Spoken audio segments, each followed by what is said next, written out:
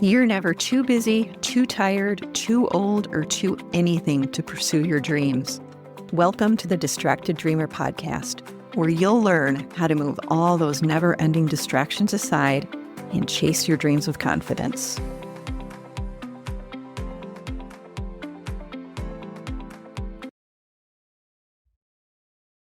Hey, this is your host and friend, Carlene.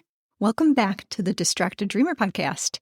If you're new here, I am thrilled to have you be part of this community. And if you are new, or even if you aren't new and you just haven't done so yet, make sure that you sign up for my free newsletter where I talk about the stuff going on in midlife for me and for you that doesn't quite make it onto the podcast. So you can go to coachcarlene.com/newsletter, or you can just click the link in the show notes and then I'll land in your inbox every Tuesday. Okay, so today I want to ask you something. And just sit with it for a minute before you answer. Where in your life have you already let a good verdict convince you that the case is closed? Hang on to that question because we're going to come back to it. But first, I want to share a story with you so you know where we're going here. Every time that I go in for a mammogram, I feel like I'm the defendant walking back into the courtroom.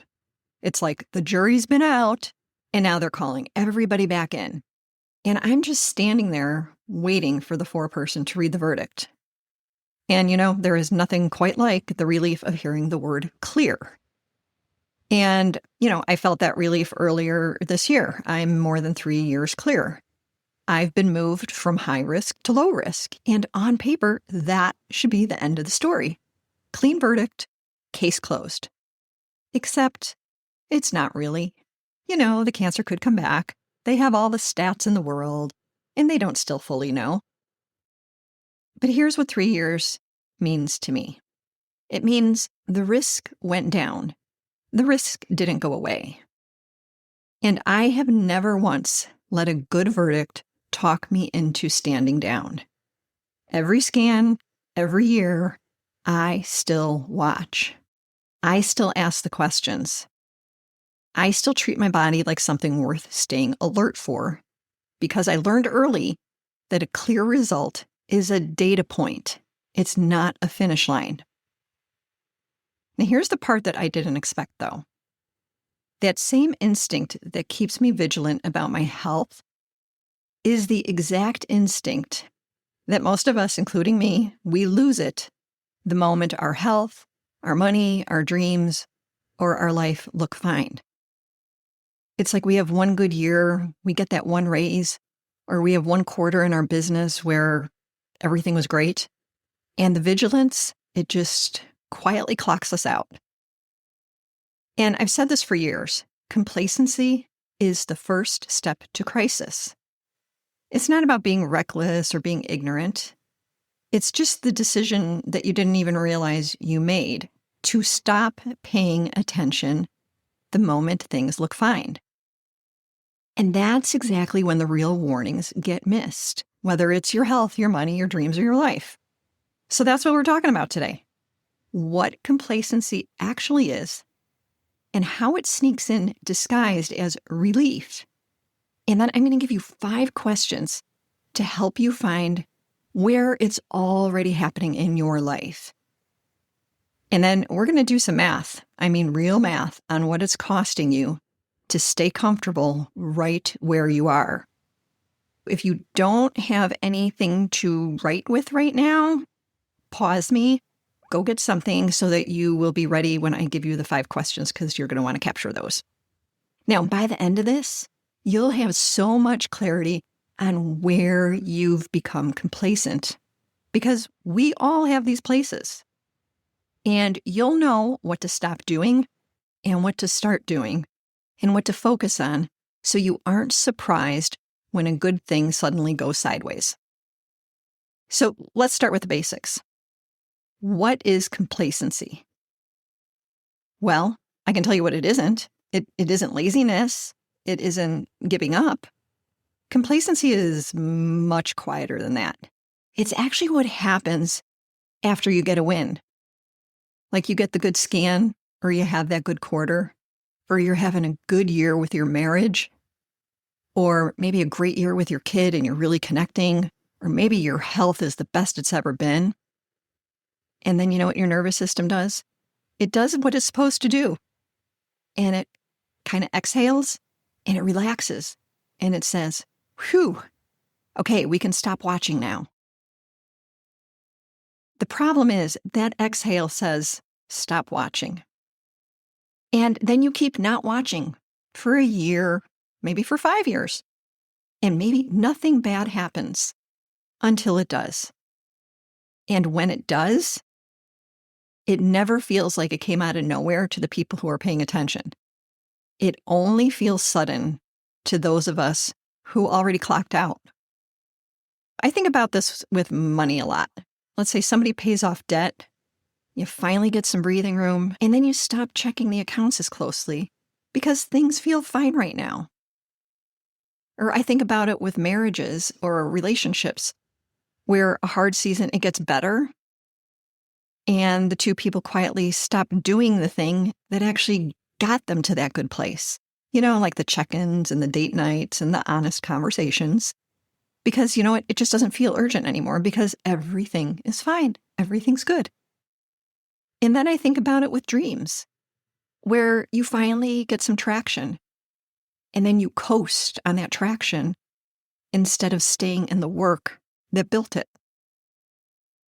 So this is just what happens when relief says, hey, you have permission to stop watching. Now, before we go any further, I have a feeling there might be some tension here because I don't want you leaving this episode more anxious than when you started it. Yes, of course, you should breathe a sign of relief when the good news comes. You should celebrate the good place that you're in. You should let yourself focus on what's going well instead of standing guard over it like it might get stolen from you. You are not supposed to become a Debbie Downer sitting around waiting for the other shoe to drop. So this gets tricky really fast, right? If you're living in the moment and actually enjoying it, does that mean that you're being complacent? And if you're staying vigilant so you don't lose ground, does that mean you're not actually happy with where you are? I don't think it's either one. I think the difference isn't whether you feel good, it's whether you're still paying attention while you feel good. You can celebrate the clear scan and still show up for the next one. You can enjoy the calm season in your marriage and still have the honest conversation. You can sit in the relief of a good quarter and still open up your accounts. Complacency isn't feeling good about where you are. It's using how good you feel as a reason to stop looking and to stop watching. This isn't permission to white knuckle every good moment or bracing for it to go wrong. That's its own kind of exhausting, and that is not what I'm asking of you. I'm asking you to hold both at once, to genuinely enjoy the good place that you're in, and keep the small habits that got you there. So celebration and attention, they were never in competition, but we just tend to treat them like they are. Okay, so with that in mind, I'm going to give you those 5 questions. Go ahead and grab that notebook and pen if you haven't gotten it yet, because these are worth writing down so that you can go back to them anytime. Here's the first question to find out if you are being complacent anywhere in your life. So question number 1, where have I already let a good result talk me into standing down? Maybe it's a health thing like my scans. Maybe it's a really good performance review that made you stop tracking your own growth. Or maybe it's a relationship that finally feels calm, like there's not so much drama or questioning. So you stopped doing the work that got it there. Name the place where the good news turned into, well, there is no news because I'm not watching. Question number 2, what am I no longer checking that I used to check closely? Now, this question is so practical. Here, you're going to think about the actual habits. So did you used to look at your bank account every week, and now you don't look at it for months? Or did you used to ask your teenager real questions and now you just accept fine as an answer? The habit that you dropped, that's usually the tell. Okay, question number 3. If I'm honest with myself, is this me just being calm or is this avoidance? Real calm feels settled. Avoidance feels like relief. Like you can usually tell the difference if you're willing to sit with it for a second instead of rushing past it. But this one, you do need a few minutes to sit with it. So don't think that you can answer it right now. It's not meant to be answered quickly. Okay, question number 4. What would I need to see change before I'd start paying attention again? If your honest answer is something like, well, I guess I'd need to lose a job. Like if I get fired, I guess something went wrong. I guess I should have been paying attention. Or you need the scan to come back different.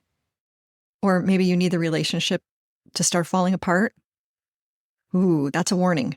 Waiting for a crisis to justify your attention means the crisis gets to go first. It means the crisis is in charge. You're not. The last question, question number 5, is what is staying comfortable here actually costing me right now? Not eventually, not in the future, right now. This is the one that most people skip because it's easier to think about some far-off future risk than the quiet cost that's happening today. Because complacency, it has a today price. It might be a marriage running on autopilot instead of connection. Or it might be a dream that's technically still alive, but it hasn't had your real attention in months. Okay, now let's do the math because I promised you that. And I don't want this to just be an idea that you're kind of nodding along and going, yeah, I get it. I don't want you to forget about it by dinner tonight. Here's what I'm inviting you to think about. For whatever area came up the strongest in those 5 questions, ask yourself 2 numbers. First, what's the real cost if I stay complacent here for another year? Like not a vague feeling, like an actual answer. Like how much income will you lose? What about a marriage that is drifting? Are you going to lose that marriage? Is divorce on the horizon if you don't keep going? If you don't pay attention? What about a dream that you have that goes another year without real progress? And the second number is, what's the cost of paying attention again? This is usually about effort, and it's usually smaller than you think. Like a monthly check-in on your bank accounts. That's just time. You can do that. Or maybe it's having an honest conversation with your spouse or a friend. Or maybe it's rescheduling that appointment, that doctor's appointment that you keep putting off. When you put those 2 numbers side by side, complacency almost never wins the math. It just wins the moment because avoiding is easier than attending, right up until it isn't. So here's what I'm inviting you to do this week, starting with the mindset shift and then the action. The mindset shift is this. Vigilance is not the same as fear. You don't have to live braced for disaster to stay engaged with your own life. I'm not scared every time I walk into that mammogram. I'm just not willing to let a good result convince me I don't need to keep showing up. And that's the posture I want for you too. I don't want you to be anxious, just awake. Here's the action. Pick the one area that came up strongest for you in those questions. Just one. Don't try to fix your health or your money or your marriage and your dream all in the same week, because that's how nothing gets fixed at all. Pick the one place where you've gone quiet and put one small check-in back on the calendar. This is not doing a massive overhaul to your life. Or maybe make a monthly date with your money. Or maybe ask your kid a real question instead of a surface one. Or maybe have a specific scheduled hour for the dream that you've let coast. And if you want to catch it earlier next time, build in a regular pause to check in with yourself. Once a month, once a season, whatever's realistic, sit down and ask, where have I gone quiet lately? What have I stopped watching because it's been calm for a while? You don't need anyone else to hand you the answer here. You already know where you've stopped looking. You just have to actually stop and ask yourself. Go back to the question that I asked at the very top of this episode. Where in your life have you already let a good verdict convince you the case is closed? You have an answer now. And maybe it came to you in the first 2 minutes and you've just been waiting for me to catch up. That's the place to start. So let's recap real quick here. Complacency isn't recklessness or ignorance. It's the quiet decision to stop paying attention once things look fine. And that's exactly when the real warning gets missed. It also is not the opposite of enjoying your life. You can celebrate the good season and still keep watch. Again, here are the 5 questions to check in with yourself. Number 1, where have I let a good result talk me into standing down? Number 2, what have I stopped checking? Number 3, is this calm or avoidance? You might want to sit with that one for a few minutes. Number 4, what would I need to see change before I'd pay attention again? And what is this actually costing me today? And the math is simple. The cost of staying comfortable is almost always higher than the cost of paying attention. Getting a clear result is a gift. Just don't let it become the permission slip to stop showing up for your own life. If this episode spoke to you, send it to someone who's maybe been coasting on a good season and enjoying themselves as they should. But it might just be a friendly reminder to somebody who's gotten the good news or had a great quarter or finally feels settled, because this is exactly the moment that they need to hear it, because this is the moment that it's easiest to miss this stuff. Okay, my friend, thank you so much for being here with me. I will see you back here next week. Bye for now.